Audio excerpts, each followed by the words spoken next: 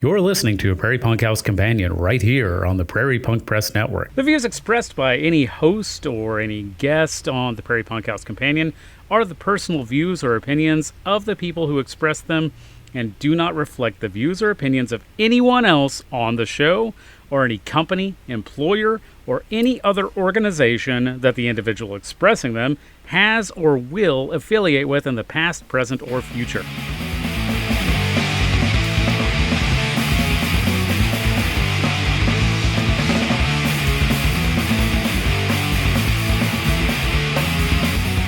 Hi everyone, you're listening to a Prairie Punk House Companion. We're now on episode 13. I am Neckbone. Hi, I'm Jerbear. Did you say 13? I did. Lucky 13? This is Lucky 13. Should we have skipped this one and gone straight to 14? No. Yeah. Are you saying that because that whole lucky number thing is nonsense? No. Oh. It's true. Because I just got a raise. I just got a bonus. I just got a new car. Everything's coming up Millhouse. Nice. And it's all because of 13. Our episode 13, yeah. That's why. Cool. Uh-huh. We should probably start a cult. Thanks to Prairie Punk House Companion for the 13th episode and, getting me a raise and a bonus and a new car. What else? My daughter got a job. Nice. Yeah, she's keeping the family tradition of working at Taco Bell alive. Not the coal mine. You just got her at Taco Bell. No. Yeah. No. We tried to send her to the salt mines, but she's already too salty. So. Oh yeah. They wouldn't hire her. Well, that's awesome. And pretty soon we'll be writing a book called The Lucky Number 13. The Secret of the Number 13, and starting our own cult. So everybody please join that. It'll be based around some of the Pythagoras mythology or whatever you call it. Yeah. The Pythagoreans and their cult. I did try to start a cult I called Oceanography. And it's based on the teachings of Billy Ocean. Nice. About how you should get out of my dreams and into my car. You! Get into my car. One time we were at Disney World for vacation. Mm-hmm. And would you like to guess who was playing at the Epcot Outdoor Theater? Was it Billy Ocean? It was. It was Billy Ocean. Nice. Did he play Caribbean Queen too? I don't know. We walked by. As we walked by, though, I yelled, "Hey, you! Get into my car!" Did he oblige? I don't think he heard me. Oh, okay. It was kind of far away from me. Either that or he did hear you, and he was like, "That motherfucker." Good one. Never heard that before. It's like, I'm going to go find that guy and punch him later. And I would have to defend him because he is the messiah of my religion. So sorry, dude. Yeah. Is that what is the tenets of your religion? Pretty much, I think we're just going to copy and paste Scientology, but rename it Oceanography and make Billy Ocean our Jesus. Gotcha. Just so we can release all the secrets of Scientology. Also, you don't have to pay anything to be part of us, so you get it for free. Instead of Thetans, stick with me here. Mm-hmm. Instead of Thetans, you should call them Caribbean Queens. Oh, there we go. Yeah. Or that could be the upcoming Messiah that we're waiting for to replace Billy Ocean as the Caribbean Queen. No. Maybe Hall and Oates. Okay. Are they? You get some more yacht rock going there. We'll just filter through. Let's kind of rotate through all the yacht rock guys. Yeah. Okay. And don't forget Greg Graffin's yacht rock record, American. Right, Greg Graffin. We can center religion around Greg Graffin, but only specifically Greg Graffin from that one record. His yacht rock record. The rest, we also recognize as one of the lesser gods, Bad Religion's prog rock album that they had. Nothing else. Yes, let's do that. And Discharge's butt rock album. Yeah. Where's Johnny at? I know he'll appreciate that one. Speaking of Colts, I'm going to have to backtrack a little bit to when we first got to Kansas City, 1999, because I completely forgot a story. Yeah, you got to tell that story. Oh, yeah. Because also, don't forget, we were listening to a lot of Angel Dust. Yes, we were. Faith No More record. Yeah. And there are quotes from that. Yes, there are. In that record. I'll let you tell the story, but just don't forget about Faith No More. Oh, I would never forget. Because that's when it, like, struck home with you what was going on. I was like, holy shit. It was delicious. That's what those lyrics are? I never understood. I just thought Mike Patton was a fucking weirdo. Which, I mean, he is. He is, but still. You should also tell the story about working on set with him. Oh, yeah, I did. I worked on a movie with Mike Patton. I was Karen Black. And Karen Black. I was PA. I was a PA, which means I was just like a nobody. So it's not like I was you got like coffee for him, rubbing elbows with them, and like hanging out after work and shit. But yeah, so 1999. You were desperate for a job. Desperate for a job. Absolutely desperate. And I'm walking around. This is before you get online and look for a job. This is before you got your LinkedIn's and your Monsters and all those Indeeds and whatnot. You had a newspaper. Yep, you'd get the newspaper and you would just sit there and like circle shit. Like I'm sure the younger people, you've seen it in movies before, probably. That's like a real thing that we fucking did. Yeah. So I was just walking up and down Broadway in Kansas City, Missouri, just kind of wandering into businesses that were walking distance from our apartment. And I saw one, and it was called a bookstore. And I was like, fuck, I like books. Books. I work at a fucking bookstore. Like, and I had this whole like idea of like, yeah, I'm going to get the job at this bookstore and read all the books I want. And I'm going to like, there's going to be, my manic pixie dream girl with glasses working there that I'm going to meet, the whole like all the dumb Very shit. bohemian. Right, all the dumb shit that goes through a 20-year-old's head, Right. And so like I'm like, yeah, sweet, yeah, I want to work at a fucking bookstore. I walk in, and I was like, this is not like the bookstores I'm used to. And somebody comes up to me. They're all very nicely dressed, and they say, I asked them. I said, hey, can I apply for a job here? And they said, well, let's do one thing at a time. First, we would like you to read some literature. And they gave me a little something, a little pamphlet. And they're like, we'd like to set up an auditing session with you. And I was like, oh, like an interview? And they're like, it's kind of like an interview. And I was like, oh, dope. I must have been in there for 20 minutes at least before it's kind of dawned on me. I was like, oh, fuck, this is a cult. This isn't a bookstore. And I found out later, I had never heard of them at the time, but I found out later that building was owned by the Church of Scientology.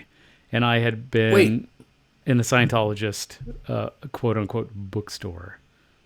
And you hadn't heard of Scientology at that point? No, or you just didn't know that. Motherfucker. Yeah. You were from Wichita and you went to East High. Yeah. Like less than a mile away from your high school was Kirstie Alley's house, which was also a major recruiting point for Scientologists. Yeah, like, but I used to walk from East High to my mom's work for summer school when I was in middle school. And I walked right by there and I was like, Scientology, what the fuck? And so I'm by that point I already knew what Scientology was, but yeah, that's wild. You didn't know what it was. I didn't know. I thought I was like, well, I saw that there was Dianetics and Scientology written all over stuff, and I was like, oh, I thought it was just like some dumb hippie bookstore. It sounded like some hippie shit to me. I was like, oh, they probably like crystals or some shit. I don't know. Whatever. I need a fucking job. And so it took me a little while to figure out like, oh no, this is an actual cult. And then I later found out what Scientology was. But no, I grew up really sheltered. I grew up Roman Catholic. We didn't talk about other religions. Fair enough. Other religions, well, there's two religions to Roman Catholics. There's Catholics, and everyone else in the world is a Protestant. Right. Yeah, that includes atheists, Muslims, Jews, Hindus, agnostics. It's kind of like they're all Protestants. They're just fucking Protestants, right? Yeah, it's kind of like how all the people that aren't Amish are English. Right. Sure, there's no bond English. So you came home. I remember when you came home from that, and you were laughing about it, and you were like, "Yeah, they wanted to interview me." And what did you say? You didn't say audit that time. You were like counseling. You called it counseling. Like, yeah. I have to do counseling, and then if I'm there long enough, I'll do counseling on other people too.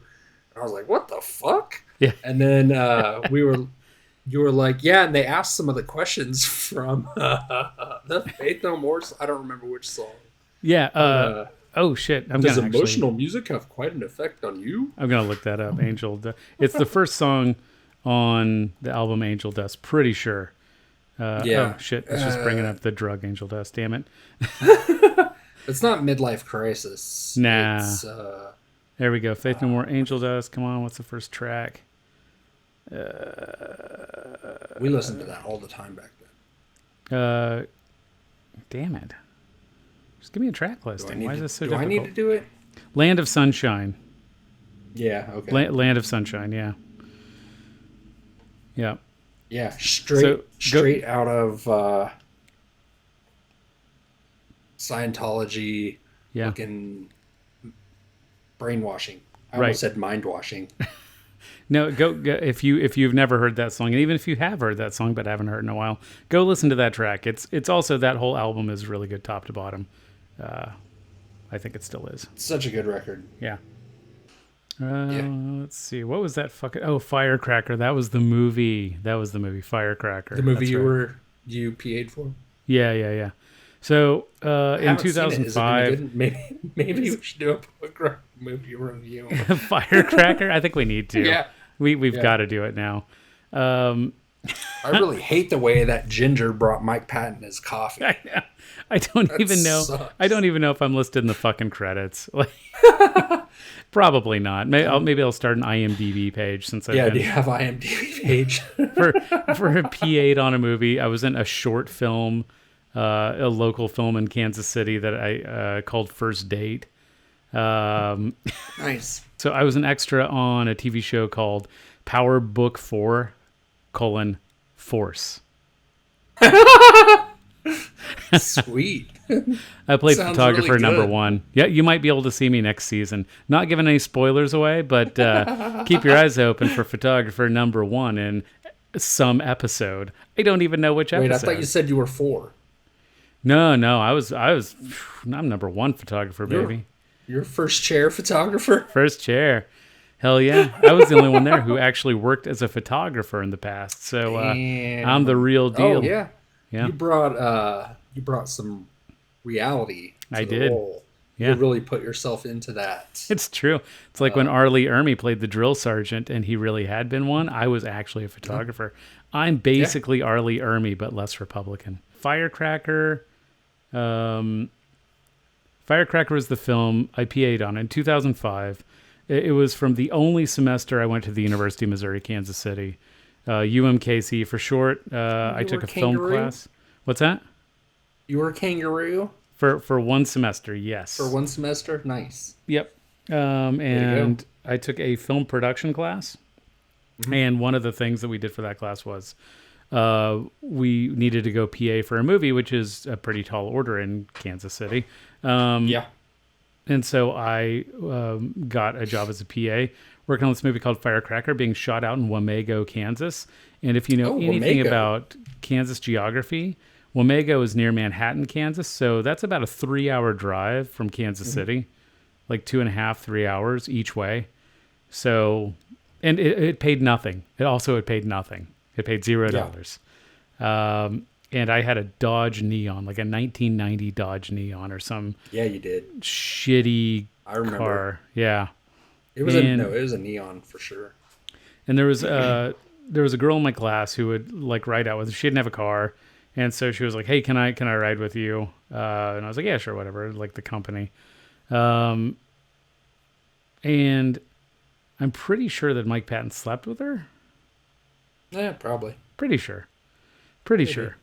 I'm not trying to fuck up his shit. I don't think he's fucking married anyway, but like, Pretty sure he slept with her, and I think if my memory serves me correctly, he said something to me like, "Hey man, I think I slept with your girlfriend. I'm sorry." And I said, "I don't have a girlfriend." And he looked down and said, "Fuck, who did I sleep with?" Nice. Yeah, that just struck me as funny. And then Karen Black just kind of ran around and asked for makeup constantly. Yeah. So she was an interesting person.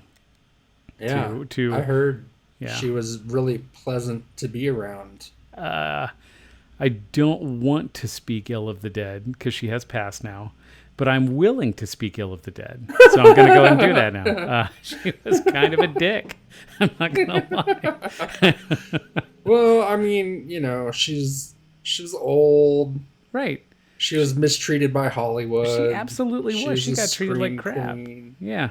Yeah. So, She's still in some great movies. So, more power to her. And rest in peace, Karen Black. Yeah. Mike Patton is still alive. It's still weird as fuck. And if he listens to this podcast, who doesn't? Hey, Mike, reach out to us and let me know who it was that you slept with, if anyone, because I can't remember that girl's name. But maybe I gave her. She's just fucking with you. Maybe I don't know, and I swear, I was in that one class with her. I gave her a ride to Omega each way, a bunch of different times, and I still, for the life of me, can't remember her fucking name. I don't think we exchanged any contact information. It was just this weird thing where we drove. Did you talk in the car? Yeah, we talked the whole time each way. Talked about music and politics and all kinds of shit. And as you do. Had some great conversations, but we just never took it to the next level of, hey, maybe we should hang out sometime, outside of driving between Wamego and Kansas City for whatever reason. I don't know why. Yeah. It just kind of was just She probably hated you. Yeah, probably. I don't know.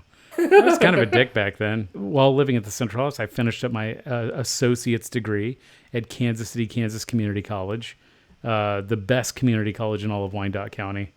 And I mean, probably. I mean, it's the only one, so. Yeah. Yeah. It's the best and the worst. It is. It is. If anyone has ever seen the TV show Community, if you told me that they based that on Kansas City, Kansas Community College, I would believe that. It was just. Has anyone checked to see where Dan Harmon went to community college at? It was in Colorado somewhere. So, unfortunately, yeah. You sure? Sure it wasn't Kansas City, Kansas Community College? Kansas City, Kansas Community College. Could have been. Should have been. I finished up my degree there and went to do my one semester at UMKC, and that whole time was at the Central House. So I moved into the Central House, and pretty quickly after that, I got a job at Little Caesars out in Shawnee, Kansas. It's gone now, but there was a Little Caesars that used to be on Shawnee Mission Parkway in Quivira out in Johnson County, and I delivered for that Little Caesars. But I was just part-time, and I was looking for something, one that was a little bit closer and something where I could work more than just 20 hours a week. And that was when I think it was Ryan Folker, actually, who got me the job at Videomania. He was, said, hey, we're looking for somebody to work did he work there? Yeah. So I think they were looking for somebody to work 30 hours a week there or something like that. And I was like, fuck yeah, I've always wanted to work at a video store. It's that was my dream job at the time. That's my dream job now. I would take that job right now if I could make a living working at a video store. And so, they hired me, and it was not even a whole block away from the Central House. I mean, it was down the street. It was such an easy commute. And I kept my job at Little Caesars. So, I worked 30 hours a week at Videomania and 15 to 20 at Little Caesars, and kind of cobbled together a living like that. But considering my rent was less than $200 a month, it was fucking easy. I mean, usually I could just pay rent with my tips, and All the other money was just spent on booze, mostly Yeah. booze and records and video games and shit. Yeah. Just yeah, squandering it away. Mm-hmm. Yeah, that was what started the time at the Central House. Um, and I've got a lot more stories to go into at Central House too. But if you want to talk a little bit about Wichita, we can kind of do a little back and forth, I guess, since we're Sure. separating our journeys right now. Yeah. So I moved back home and moved in with my mom. My brother picked me up. I was horribly hungover from my last night in Lawrence. Um, so he came and picked me up. We drove home. I unpacked and felt like shit. And basically, I didn't sleep for like 3 days because from alcohol withdrawal and like having DTs and shit. And so I moved home on a Saturday. By I think it was Monday, I was like, I can't sleep. I feel like shit. Like this fucking sucks. And so my mom made me a doctor's appointment. Went to the doctor, got some meds, and got on antidepressants and shit like that. And that night, I was able to sleep and started feeling normal, and basically like tried to get my life together. Um, and when I first moved back, I hung out with Heather a lot.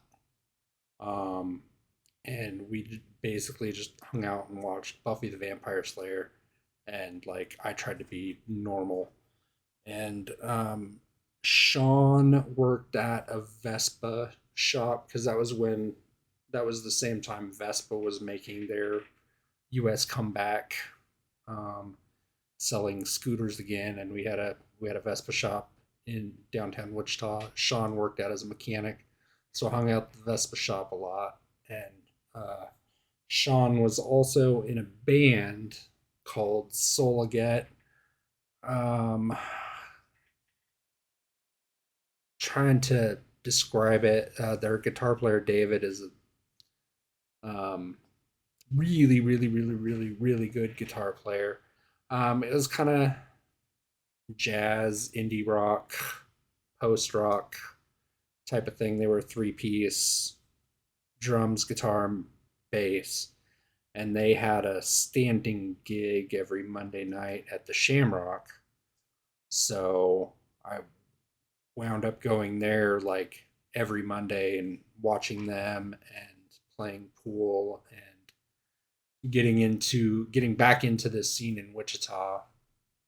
And then um, I wound up getting a job.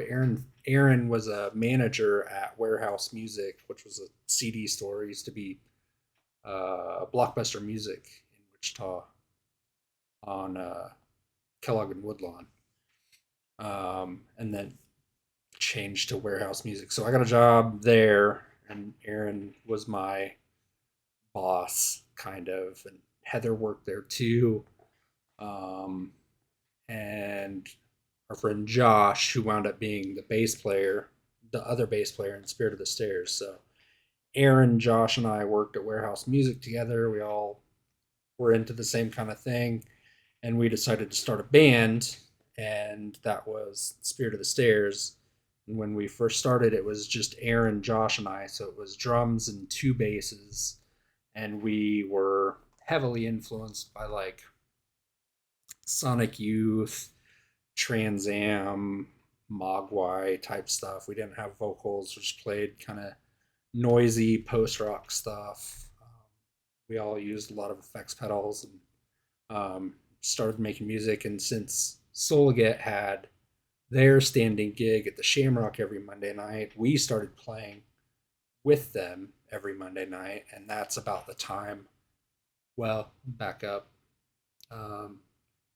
Because we didn't start Spirit of the Stairs until February of 2003. So I started working at Warehouse Music in probably September. I moved back in July, so by September I was working there. And by October, I was drinking again and getting blacked out drunk all the time and uh, all that fun stuff.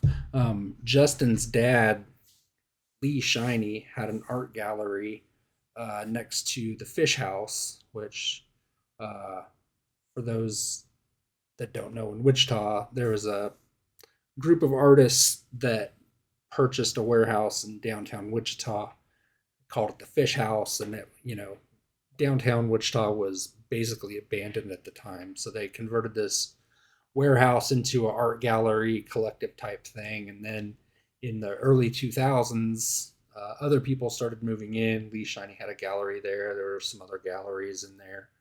And it started becoming like a cool place to hang out. So there was a venue there. There was a bar. There's a bar called John Barleycorns, and they played shows. They had shows all the time. And so there was like a really healthy, good music scene going on, in which I wasn't really a punk rock scene at all. Um, it was more post rock type stuff. Like, you had Soliget, and then Spirit of the Stairs started. There was another band called This Great October, who was also an instrumental band, and that had Andy from Vent and Boxer Rebellion playing bass. Georgia was playing piano. Our other friend Aaron was playing drums. I don't know if you know Aaron or not, Aaron Mitchell. He played drums, and then our friend Chris played guitar. He was also in a band called Soma that was, I think, a Baltimore-based post-rock band. They were pretty big in the indie scene for a little while, late 90s, early 2000s, I think.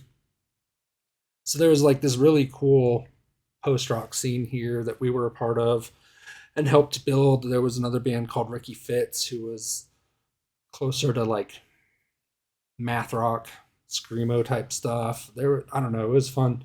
And Spirit of the Stairs wound up playing like, I don't know, at least a show a week. We played all the time. And then by April of 2003, the record store I worked at closed. I went and played a show, or the first Spirit of the Stairs show we played on my 25th birthday at the Shamrock, and my friend David was there, and he's like, "I just opened a bar. We took over this bar. It's a college bar called the Cedar. My brother and I just bought it, and we're getting started. If you need a job, why don't you come in? See what we can do." I was like, "I've never been a server or bartender before, but I'd be super into it." So I went there, and basically the next day I got hired at the Cedar. And when I first got hired, it was just a beer bar because it was like a college bar forever for a WSU. And they only served 3-2 beer, and they closed at midnight. And they served sandwiches, and it was like kind of a broy frat bar, kind of sports bar adjacent type thing. I don't know. It was very weird, very strange clientele, and it was located in like a really shitty neighborhood. But it was rad. And so I started working there. Heather started working there. A couple other cool people started working there, and we kind of turned it from a frat bar, WSU bar, into like a really chill place to hang out and drink and have fun. And we started having shows there. They got a full liquor license, so we were open until 2 and sold liquor, and it was just great. And it was really cool to be a part of that and help the music scene in Wichita for the time. I worked there for 3 years, and the music scene during that time was thriving. It was so good. That's when ICT Fest started. Dudes from Ricky Fitz started a all ages music festival called ICT Fest. There was an Eagles Lodge that we played at. Paraphernalia hosted shows, stuff like that. And it was really, really fucking cool. Like Wichita was a rad place at that time. Sean and Aaron and I all got a house together. It was a lot of fun. Turned into a very second and Estelle. It was hella fucking chaotic though. Um, just wild times. Yeah, and that's, I mean, without going into too much detail right now, that's kind of where I wound up. I'm sure I have some stories to tell at some point, but that's the general uh, timeline of what happened after I moved back for about the first year. And, I immediately got back to, like, 3 months was the longest I'd ever been sober. And I lasted 3 months and started, by having a beer here and there because I could handle it. And Mm-hmm. quickly went to blacking out again, doing drugs again, and just being a complete fucking train wreck again. I never, like, I was in a bad way, but it wasn't as dark as it was in Kansas City and Lawrence. Like, my mood was never as dark. I didn't want to die like I did when I lived in Kansas City and Lawrence. So it was a little better, but it was still really bad. You mentioned that was like a time when Wichita was kind of uh, entering its kind of, renaissance for Wichita. Like, and I know we mentioned on the show before, when we left Wichita was just a shithole. Like, it was just, Oh, it sucked. there was nothing to do. Nothing was open past 6, 7 p.m. There was no really, I mean, I wasn't old enough to drink yet anyway, but there was a couple of good bars maybe, but there was a few shows here and there, but nobody was coming through town. The only shows that you saw were the local shows. Or if you were really lucky, some band like Green Day would come through, but not any of the bands you really wanted to see. Right. Yeah. None of them went through Wichita, and it was just, I couldn't wait to leave. But I remember visiting you a couple of times, and yeah, like Wichita, just, I saw, every time I went there, I saw just massive improvements, and downtown's no longer like this abandoned, just like full of abandoned warehouses and parking garages. Right. There's actually stuff there now, and art galleries. So the other cool thing that happened in 2003 was the Tallgrass Film Festival started, and that was really fucking cool. The first year I met the guy who started it at a bar, Kelly's. He and I just sat and talked about movies one night, and eventually he was like, "Hey, I'm starting a film festival here, the Tallgrass Film Festival. You should come."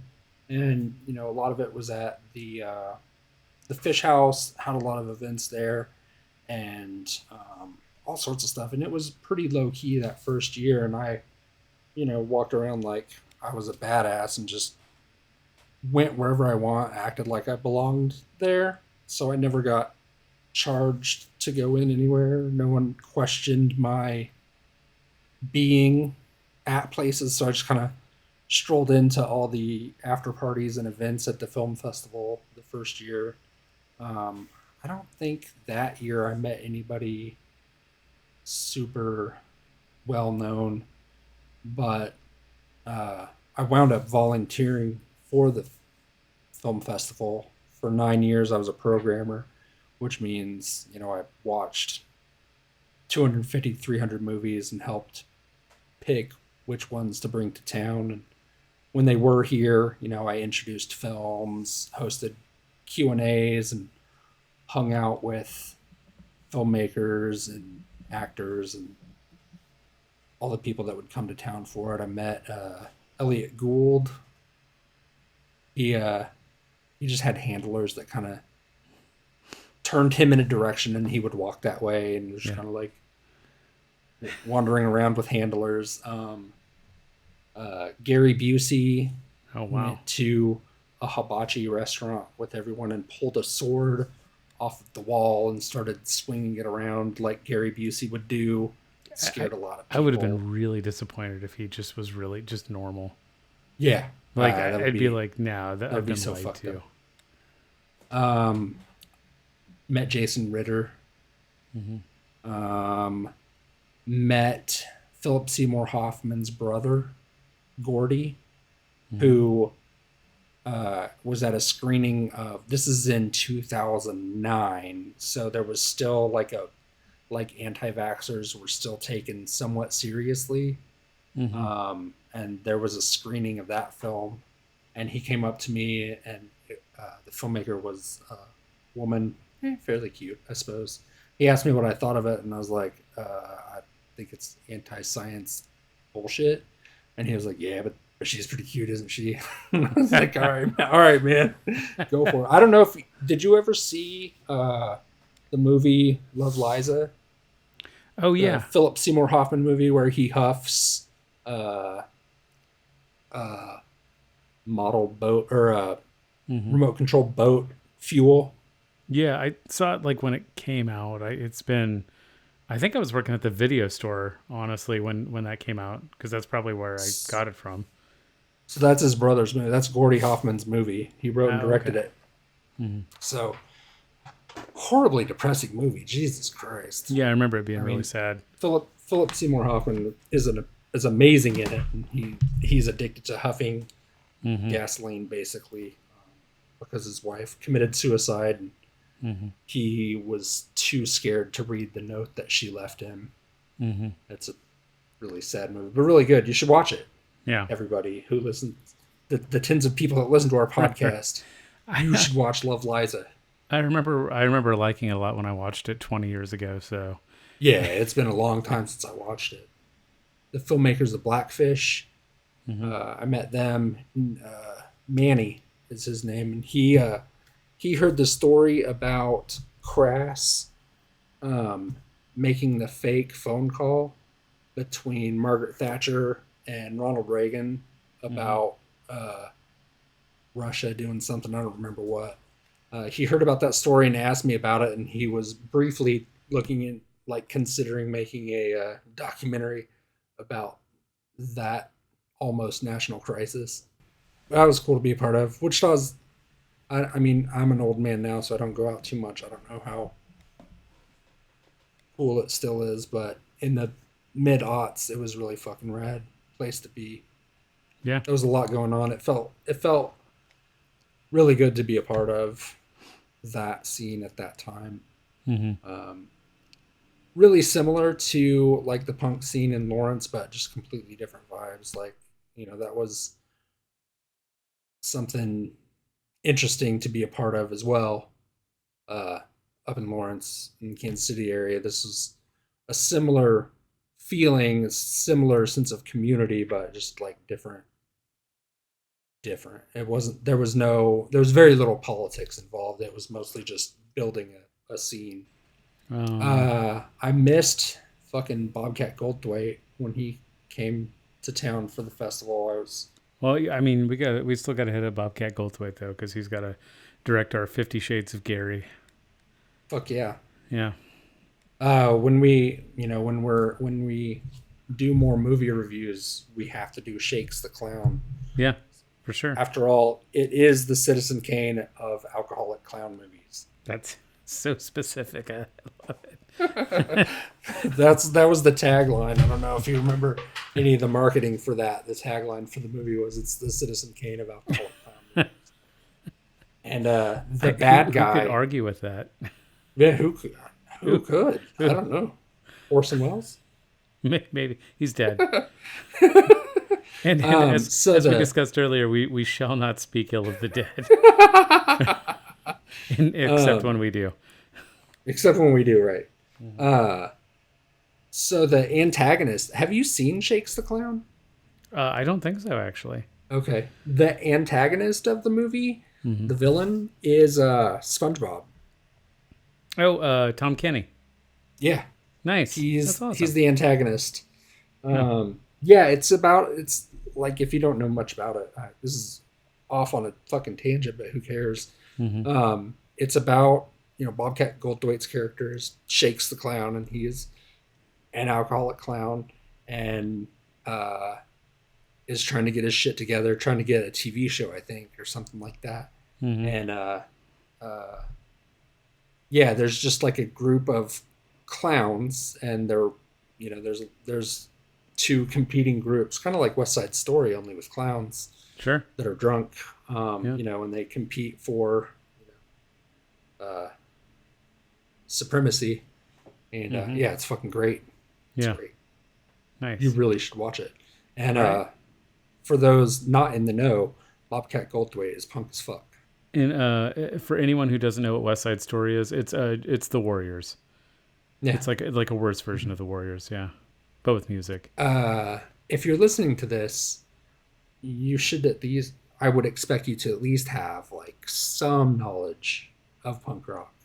Yeah. And if you're unaware, there's a punk rock troupe called Schlong.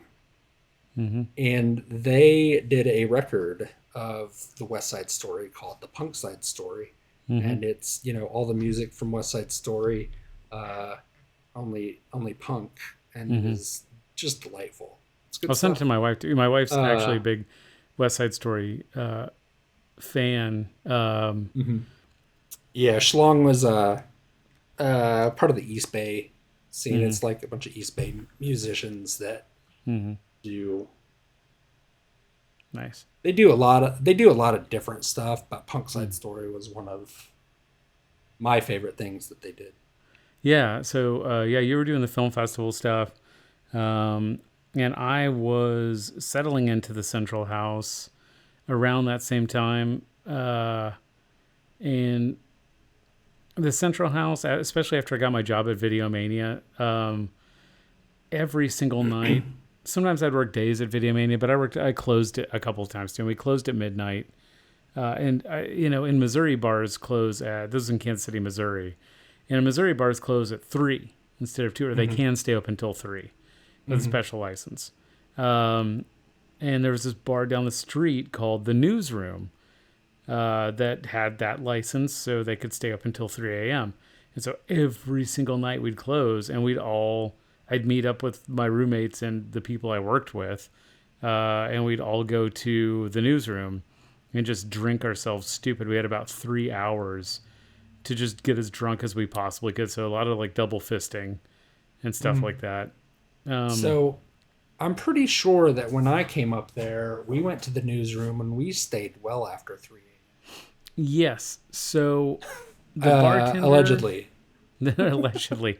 The bartender, his name was John. Don't know his last name. Wouldn't say it even if I did. He was a guy named John. If he liked you, he wouldn't kick you out at 3. So 3 would pass, and he'd kick a bunch of people out. And people he liked, he would just keep serving you. The Newsroom always attracted just the most interesting people. It was on Broadway in Kansas City, Missouri. So, it was... in a part of Kansas City where that, just attracted the weirdest fucking people walking by. And it was a bar that was on a busy street in the middle of Midtown, just north of Westport. So that's the crowd it attracted. And there was just all kinds of weirdos. There was a guy who tried to pick a fight with me while I was just sitting there. Like, I would think I was waiting for Joe and Nick and like maybe Ray. Like, I was waiting for people to come meet me there. And this guy was sitting next to me. And apparently I sat in the only open bar seat. There was one open bar stool, and I went and sat on it. And apparently he had been hitting on the girl that was on the other side of me. I didn't know that. I just went and sat, open seat, I'm going to order a beer. Cool. Right. He didn't like that. He thought that I was trying to encroach on his territory. I mean, it's one of those, like, he sees her as something to be won or possessed, right. I guess. And I'm just a bloke trying to get a beer. Like, I don't fucking give a shit what the fuck is going on. Like, but yeah, he looked over at me. He called me the F slur multiple times. And he was like, hey, you're not going to sit there because that ass, and he pointed at the woman sitting on the other side of me, that's mine. and he kept calling me F slurs, and he threatened to kick my ass. So these bar stools were not, they were just regular bar stools. They weren't like attached to the ground or anything like that. They were just stools. You could pull them out, push them back in, whatever. And so I just kicked his bar stool as hard as I could, and it slid out from under him, and he smashed his face on the bar. Nice. The John who worked there, like, he looked over the bar, saw him on the ground, and like he just like pointed at these two guys, and they just dragged him onto the street. And then he served me another beer. Nice. And I was like, okay. Like, never spoken of again. Like, I never saw that guy again.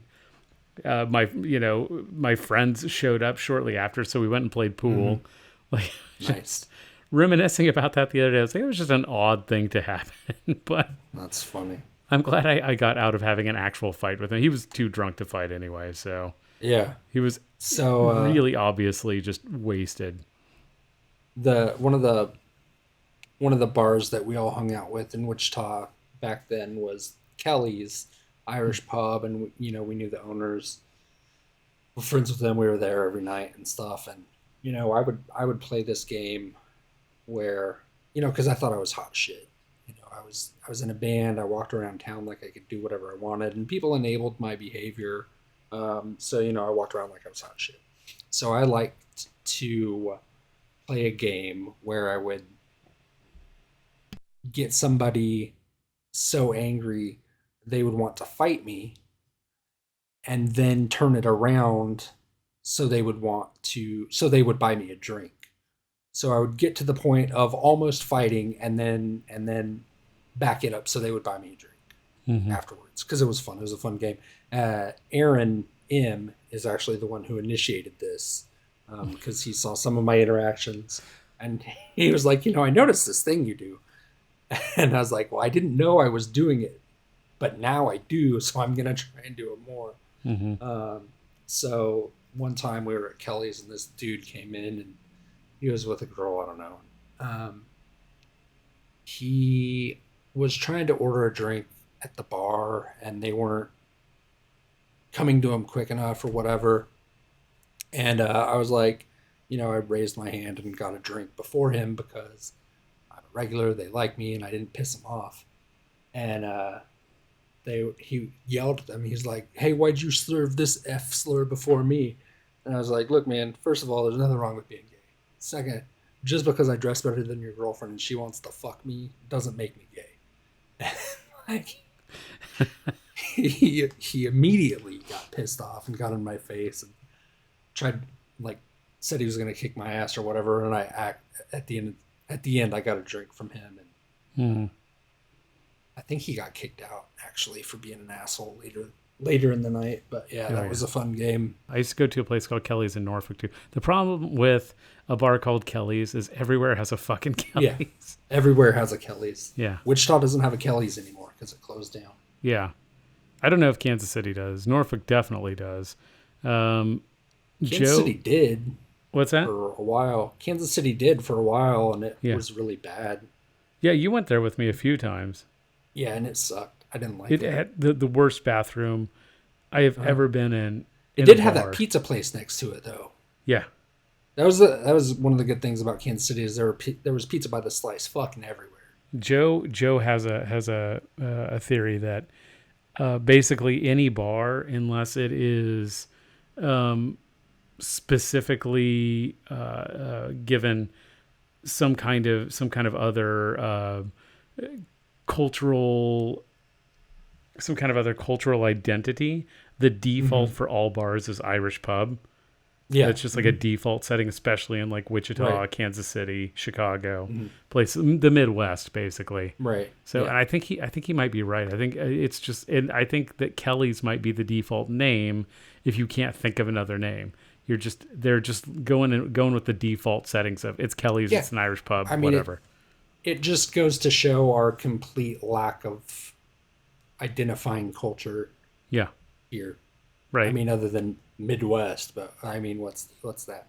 I knocked somebody out without throwing a single punch, which is great because it also marks one of the only times I've ever knocked someone out, like in total. Like, Yeah. I didn't even have to throw a punch, so that's good. I've been in several fights in my life, and I've lost probably more of them than I've won. I never pick fights. For some reason, fights get picked with me because I'm in the wrong place at the wrong time, or just standing next to the wrong person. Yeah. Yeah. It's that ginger energy you give off. Apparently, It's like a beacon for violence. it is, and for some reason, everybody thinks that I'm the one who's always like angry and picking fights, and I'm like, that feels like, can you be racist toward gingers? Is that a thing? Is that Look, it's Neckbone. It's a stereotype for a reason. All right. it's so harassed. I like that. I don't know. It's not really racism, but it's in the same category of isms. I don't know. Yeah. You're an oppressed people. What's that? You're an oppressed people. I mean, Gingers. I guess by white people standards. More so than like blondes and shit. I don't know. Were you there the time I got Aaron punched in the face? No, I don't think so. It was at Kelly's again, and my brother was in town from Texas, and he's 20 years older than me, so he is, at the time, he's my age now. So he was 40 something, and I'm 20 something, like running amok throughout Wichita. And he's in town for probably Thanksgiving or something, I don't know. And we're all at Kelly's, just loaded. And it turns out some dude that used to hang out with the River City Skinheads was there. And River City Skinheads was the Hammerskin crew in Wichita back in the day. And somehow he heard us talking shit on Nazis and was like, yeah, I used to hang out with them, something blah, blah, blah, blah, blah. Or what, I don't know. We should get Aaron on here to tell the story because he was way more sober than I was. But we were like yelling at each other, and it was last call, and it was time to leave. And we'd been going back and forth for a long time. And we went outside, and he was walking to his car finally. Like Aaron was trying to mitigate the situation. And as he was leaving, I said something about his mom sucking my dick. And he just like ran back. And Aaron was so pissed. He's like, Jared, shut the fuck up. And then he pointed at the guy and he was like, you get out of here. And then dude just fucking punched him in the jaw. Jesus. So I got Aaron punched for me having a big mouth. Especially back then, I was a fucking instigator and a shit talker. Yeah. Like way more than I was in Lawrence. Like I took the level of shit talking that I did at Lawrence and like amped it up to like fucking 20. I was fucking shit. And you know, I was able to get away with shit because people let me, you know. Like I hardly ever got challenged. I would get so drunk people would have to carry me home, and they would carry me home. So like there was no repercussions for me, so I just was a wasteoid because I could be, because people let me. I remember you trying to start shit all the time. I was always the opposite. I never wanted to start shit, but for some reason I would always end up in these like almost sitcom-esque situations where like you could have added a laugh track where like I'm just hanging out, just trying to have fun, like being smiley guy, and like, ooh, this girl wants to make out. Hey, yeah, I'll make out with you. And then suddenly there's some giant man standing over me. It's like, that's my girlfriend, punk. And I'm like, whoa, what? That's always, or like, it was always like some bro trying to pick a fight with me because I was flirting with the wrong girl, or just standing next to the wrong girl who he thought he had some possession over. Right. And okay, don't get me wrong. It's a scummy thing to do to make out with somebody's girlfriend, but also I didn't know that she was somebody's girlfriend. Right. And you were 20 or whatever. Right. I was like 21, 22 or something, but yeah, it was always like, for me, it was always some wacky zany reason why like somebody wanted to like kick my ass. And it just like wrong place, wrong time. Like, I don't know. Like I was like, I don't know, of our sitcom, I guess I was like the George Costanza, where I'm just trying to live my life. Like, I keep having people want to kick my ass. Who am I in this scenario, in this Seinfeld scenario? I don't know. I wouldn't be so mean as to make you Jerry. I mean, I think it's fairly obvious. I would be Kramer. I think you're Kramer, yeah. Tall, goofy weirdo. So yeah, I think I'll save the rest of my newsroom and Central House stories for episode 14. There's a lot of Central House that I haven't gotten into yet. Central, as you know, Central is a one-way street heading southbound toward Westport. And I'm not kidding. And BJ, if you listen to this, you can correct me, but I'm pretty sure I remember this pretty well. So BJ would always park his car right in front of the house when he'd come over. And there was a Walgreens up the street, but it was north of us. Yeah. But it was on 39th and Broadway.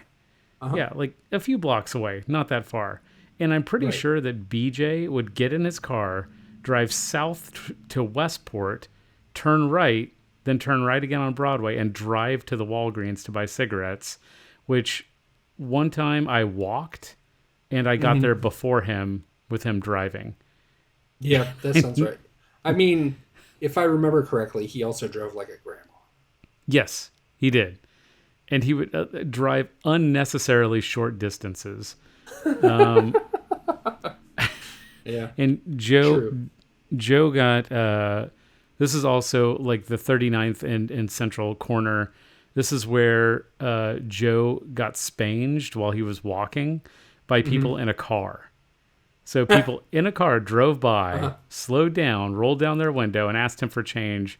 Did you get any corrections or anything like that? Oh, I do have one thing. So I know in the last episode I mentioned the children's content creator, Miss Rachel. And I said I didn't know that much about her, the charity that the conservatives are all super pissed about. So it's part of the Save the Children Fund. And I'm just going to read directly from her page. It says, Save the Children is gravely concerned for children in Syria, Turkey, Ukraine, Gaza, and around the world who might have been caught in the middle of natural disasters, armed conflict, and forced to flee their homes and exposed to injury, hunger, and sub-zero temperatures. So the part that the conservatives are really pissed off about is that she included Gaza in there. So how dare she? I know, right? So if you are somebody who is in a position to be able to donate money, Save the Children is probably something to look into. I don't know that much about the charity, but on its face it seems like probably a good thing. So our friend Dave gave us the name of the dude who lost his foot and kept it in a jar. Oh, right. He said the name of the kid who lost his foot and kept it in a jar was Zeke. He did indeed fuck with Lawrence High School kids by taking it out of the jar and shaking it at them.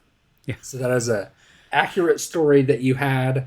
I don't know shit about shit, but that is fucking bananas. Yeah. That's a pretty good story there. Also, Zeke, if you listen to this by chance, reach out to us. So I don't know if you still have that foot in a jar. And then a guy named Brent thanks us for creating the podcast.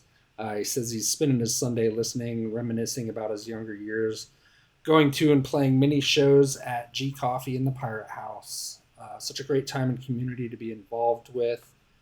You guys are fucking legendary for this. Thank you. So that's really sweet. I'm glad awesome that people are enjoying it. So thanks for the email. Thanks for sending that to us. That's really sweet. Thank you. And then we got another, John has a story about Johnny. So he was, this is from John. He's like, I don't think we ever interacted back in the day, but I'm 100% sure we were in the same spaces at times. I was a drummer of When Good Robots Go Bad. That name sounds familiar to me. I don't know. Wait, did you say robots or GoBots? Robots. When good robots go go bad. bad. Okay. Yeah. When good GoBots go bad can be the cover band for them. Yeah, for sure. Mm-hmm.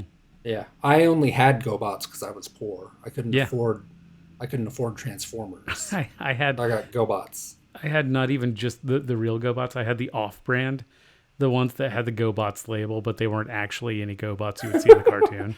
Didn't you get them from the dirt mall? I got it from my grandma. Oh, okay. Yeah, most of them were guns. Because of course they were. So John says one of his fondest Lawrence Casey punk memories was asking Johnny for a hit off of what I thought was a joint. It turned out to be a hand-rolled cigarette. Johnny gave me shit for being a pothead, and then he goes, wait, and his tone got super serious. Do you listen to Dystopia? Because it's okay to smoke weed and listen to Dystopia.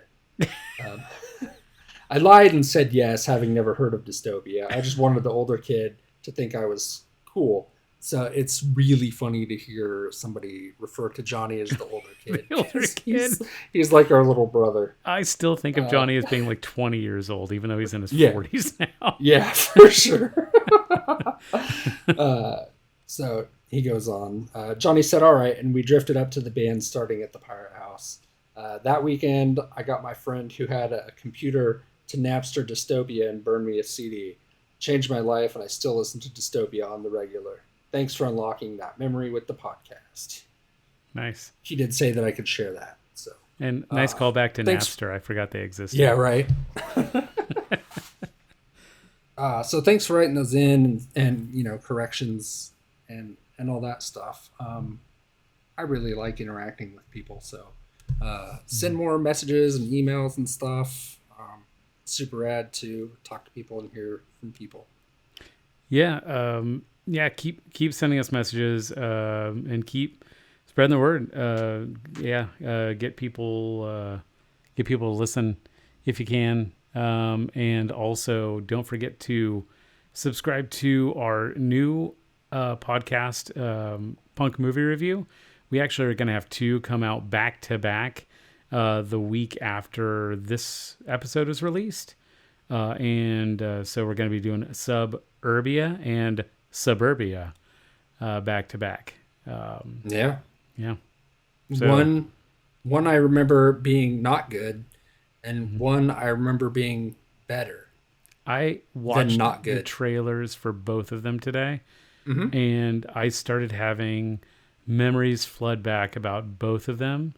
And I already know that Suburbia, the good Suburbia, I already know that it's going to make me cry because I just remembered something about it as I watched the trailer, and I was like, oh, yeah. Shit. Yeah. So no spoilers for that 40-year-old movie. Right. But if anyone who wants to listen to our punk movie reviews of Suburbia or Suburbia, they are both available on Tubi for free. So yeah. And I'm not making new social media pages for that, so I'll post the episodes on our Facebook and Instagram pages. Yes. And social threads. Media. I don't really fuck with Twitter because we don't get any kind of interaction on Twitter. It's like, do we even use our Twitter? I tried for a little while but stopped because we never got any kind of fucking interaction. So people interact with us on Instagram and Threads and Facebook way more. So I'll just use that. I'd prefer to never use Twitter now. Yeah. So that's fine. That's just fine with me. Yeah. Yeah. So yeah, our social media, we'll have both podcasts using the same account for all those, but it does have Punk Movie Review has its own RSS feed. And it's going to have its own, it's its own entity on all the podcast sites on Apple Podcasts and Spotify and all those. But you can still find it on the links on our website.